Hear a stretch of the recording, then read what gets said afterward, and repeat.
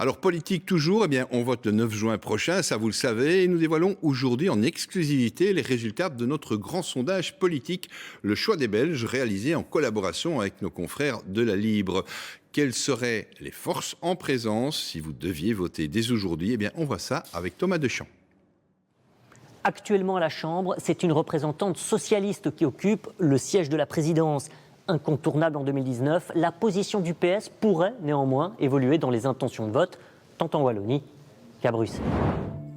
En Wallonie, il resterait le premier parti, suivi du MR, puis du PTB, en forte progression, alors que dans le même temps, Écolo se tasse, les engagés semblent eux bénéficier d'un léger rebond dans les intentions de vote.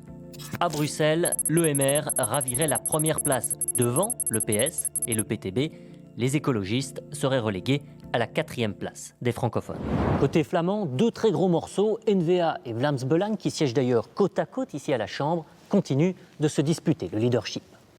Avec un avantage pour le Vlaams Belang, suivi donc de la N-VA et de Voorhout qui grimperait à la 3e position, tandis que l'Open VLD, le parti du Premier ministre, dégringolerait lui à la dernière place du classement.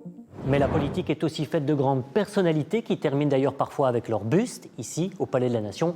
En attendant, voyons déjà lesquels vous souhaiteriez voir jouer un plus grand rôle à l'avenir.